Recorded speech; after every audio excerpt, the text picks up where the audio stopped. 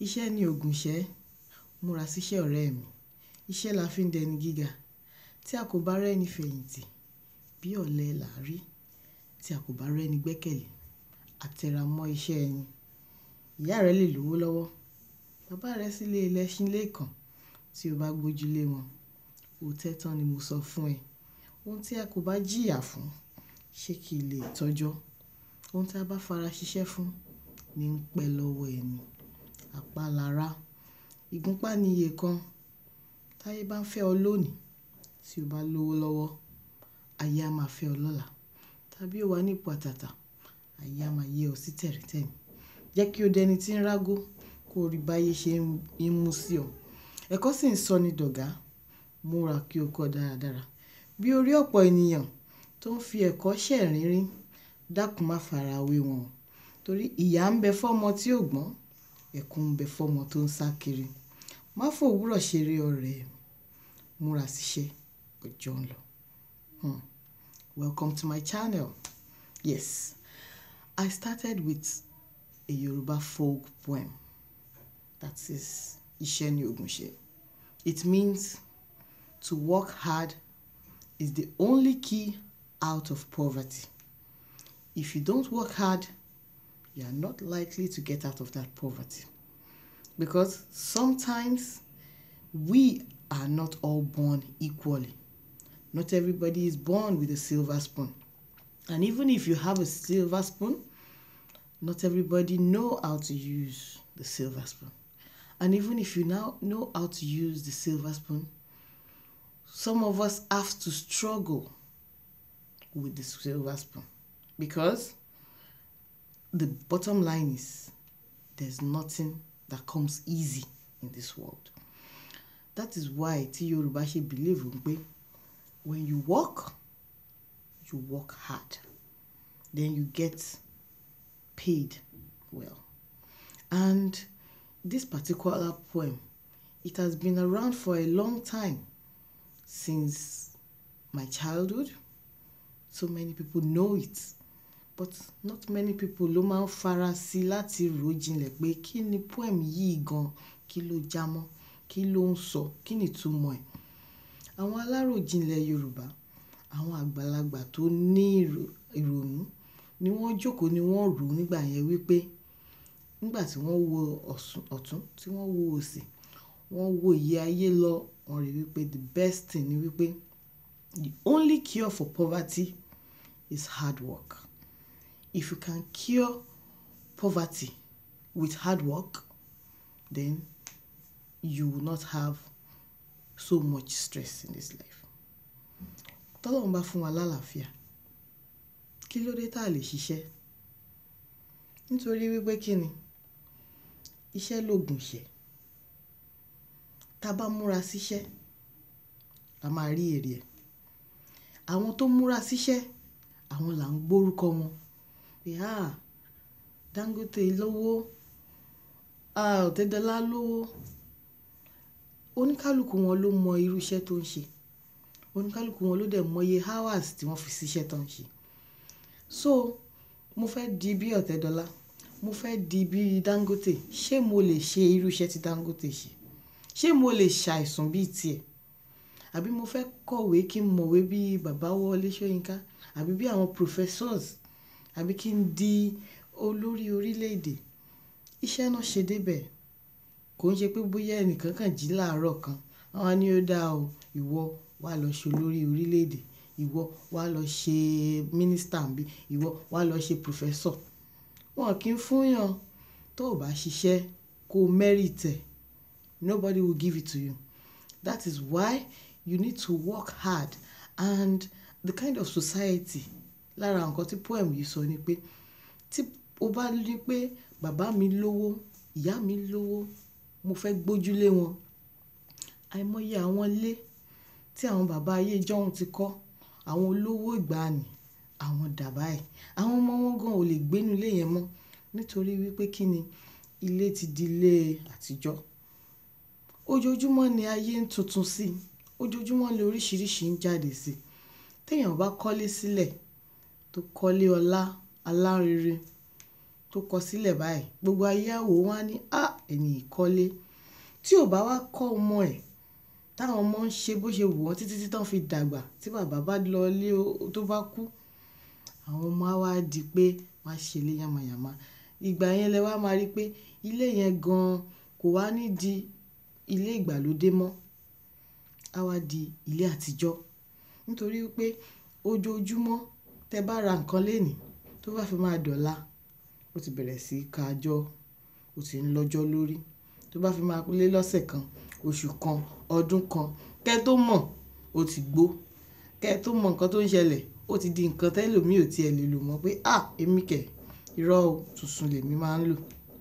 Fún ìdí èyí òun ló ṣe jẹ́ wípé oníkálukú gbọ́dọ̀ ṣiṣẹ́ apá wọn tí bàbá bá tiẹ̀ lówó owó tí bàbá ni wọ́n ṣiṣẹ́ ẹ̀ sílẹ̀ ni tó bá tiẹ̀ fi kẹ́ yín tán fi tọ́ yín ẹ̀tọ́ ọmọ ni wípé kíwọ náà ṣiṣẹ́ kíwọ náà ṣe díẹ̀ nínú nǹkan tó wà nílẹ̀ pé fún ara mi o èmi náà fẹ́ ṣe lé kí n mọ̀ wípé láìsí bàbá mi ń bí o tàbí tí owó bàbá mi bá déédéé parẹ́ o àbí tí nǹkan ò bá ṣẹlẹ̀ tí mi bá rówó ìgbà o ebi ò ní pa mí ebi ò ní pa àwọn ọmọ tèmi náà bá bí. So ẹ̀kọ́ tí Yorùbá fi ń kọ́ ọmọ nìyẹn wípé oníkálukú gbọ́dọ̀ múra síṣẹ́ torí ẹni tó bá rò pé òun lẹ́nìkan tó lówó tó wá gbẹ́kẹ̀lé wọn ló tẹ́ tán nìyẹn o kí ni ìtumọ̀ kéèyàn tẹ́ ó ṣẹ̀sín ojú máa ti ẹni yẹn the person will be put to shame that is what that means. Nítorí náà wọ́n ní ẹ̀kọ́ ń bẹ fún àwọn ọmọdé láti kọ́ nínú ọ̀rọ̀ yìí nítorí wípé ẹni tó bá ṣàfarawé tó bá lọ kọ́ bóyá ó lọ kọjú sáwọn ọmọ tí wọ́n ó ń tẹ̀lé àwọn ọmọ tí wọ́n ní ìrònú tí wọ́n fẹ́ nǹkan kan fún ọjọ́ iwájú wọn ó máa jẹ̀bi gbẹ̀yìn torí nígbà tó bá rí táwọn ẹgbẹ́ ẹ̀ míì tó bá ń ṣe dáadáa òun á wá máa jẹ̀ka Ọlọ́run má jẹ́ ká jẹ̀ka o ẹ̀yin ọmọdé ẹ má jẹ̀ka o ẹ jọ̀wọ́ ẹ fojú sẹ́kọ̀ọ́ yín wọ́n ní ẹ̀kọ́ ń sọ ní dọ̀gá múra kó kọ́ dáradára ẹ̀kọ́ ń sọ ní dọ̀gá múra kó kọ́ dáradára ẹ̀kọ́ ń sọ ní dọ̀gá múra kó kọ́ dáradára nítorí pé nǹkan téèyàn bá kọ́ òun ló máa lò láti fi ṣiṣẹ́ àbí láti fi ṣe nǹkan fẹ́ lòmíì nítorí wípé tí a bá kọ́ ẹ̀kọ́ tó gboyè tó ṣàṣeyege ń bẹ̀ àwọn èèyàn á wá sanwó fún ẹ láti kọ́ nǹkan tó kọ́ àwọn èèyàn á wá sanwó fún ẹ láti mọ nǹkan tó mọ̀ àbí láti lo nǹkan tó mọ̀ ìmọ̀ yẹn á wá wúlò fún gbogbo èèyàn torí ẹnìkan ló ṣe pẹ́ńsù ẹnìkan ló ṣe eraser ẹnìkan ló ṣe kọ̀ǹpútà ẹnìkan ló ṣe íńtánẹ́ẹ̀tì díẹ̀ bẹ́ẹ̀ yẹn ni ṣùgbọ́n ká ní gbogbo wọn èyí náà wá jókòó sí yàrá wọn tí wọ́n ṣe nǹkan kan kí làwa fẹ́ rí lénìí kí làwa fẹ́ mọ̀ lénìí ló fi jẹ́ wípé wọ́n máa ń sọ wípé ẹ̀kọ́ ò lópin you keep learning and as you keep learning you gain more experience you know more and your wisdom is increased and then you can now apply different things at different times. Also if you don't do like àwọn tí ò fẹ́ kàwé àwọn tó lazy tí ò fẹ́ ṣiṣẹ́ then you're likely to do well. With God helping you, with God on your side, you are going far.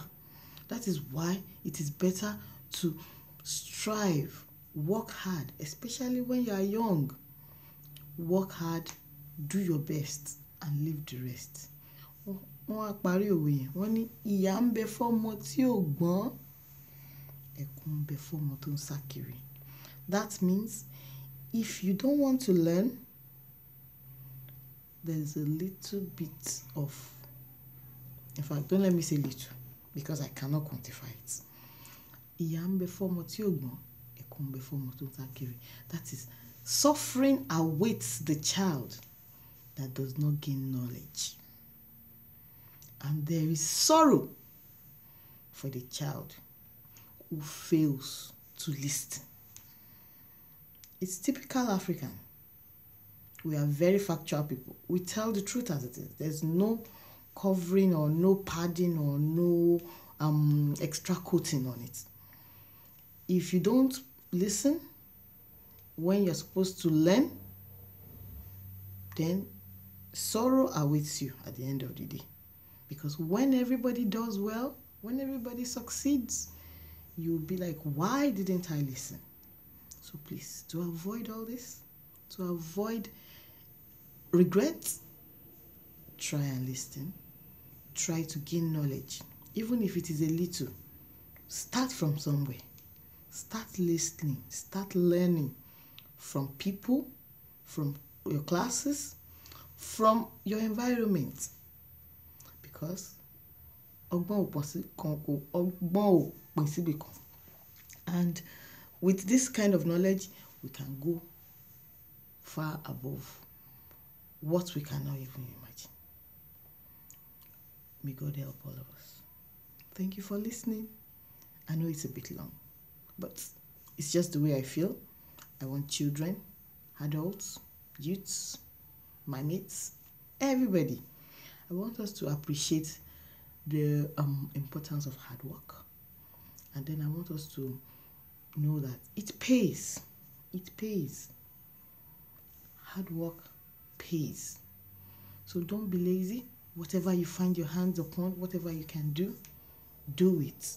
And whatever you are doing, don't lose hope. Even if it doesn't work out. Even initially, it may be tight. You may look stupid. You think, oh, everybody is laughing at me. That, oh, yes, people will laugh at me. Let them laugh. Because when they start laughing at you, it's good. That means they are noticing you. But after some time, they will praise you for it. That, wow, this person means business. But it is only your own part that you have to focus on. And that is to be dogged. Face what you are doing. Ká kọjú mọ́ dáadáa. Nítorí wípé iṣẹ́ ni ògùn ìṣẹ́ o. The cure for poverty is hard work. There is no other way about it. Money doesn't go on trees. So, enjoy your evening.